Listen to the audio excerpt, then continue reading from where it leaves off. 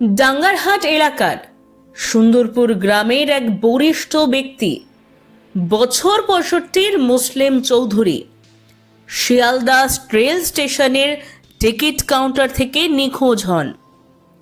গত ৯ মাস আগে নিজের ব্যক্তিগত মামলার জন্য কলকাতা হাইকোর্টে হিয়ারিং করে বাড়ি ফেরার পথে ছেলে নাজমুল হক চৌধুরী শিয়ালদা স্টেশন টিকিট কাউন্টারে গিয়ে ফিরে এসে দেখে বাবা নেই।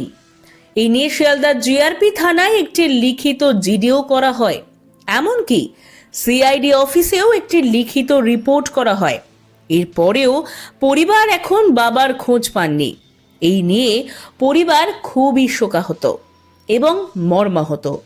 পরিবারের আকুল আবেদন বাবাকে যেন ফিরে পান তারা। কি বলছেন ওনার পরিবারের লোকজন, চলুন শুনে নেওয়া যাক। আপনার কে হন? মুসলিম চৌধুরী আমার বড় আব্বা হয়। কি ঘটনা কি ঘটেছিল একটু বিস্তারিত বলবেন?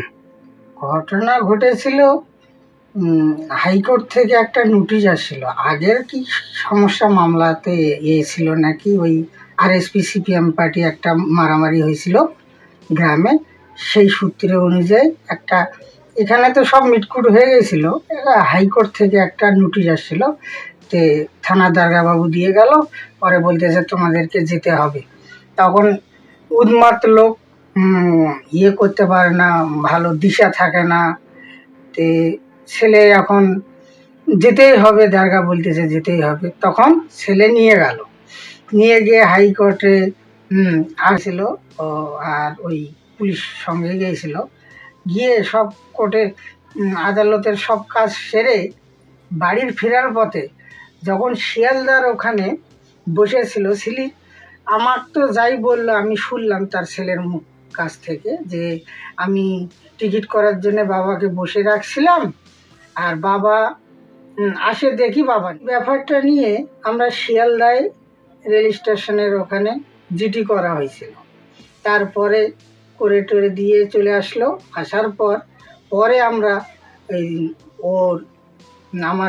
ওর ছেলে, নিজের ছেলে আর আমি তো ভাতিজা হই, দুজনায় চলে গেলাম। গিয়ে ওখানে সিআইডি একটা করলাম, 2 দিন ধরে খুঁজলাম, পেলাম না। সিআইডি করেও আসি, ওখান থেকে সিআইডি অফিসে সিআইডি করে আসি।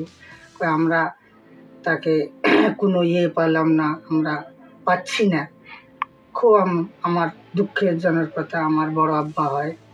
একটু জনসাধারণের কাছে বা প্রশাসনের কাছে বলতেছি যে আমার বড় আব্বাকে খোঁজ করে, যেখান থেকে, আমি জানি না তিনি বেঁচে আছে কি মারা গেছে, তিনি যদি আসে আমাদেরকে আনিয়ে দেওয়া হয় তাহলে আমরা সবাই খুশি হব।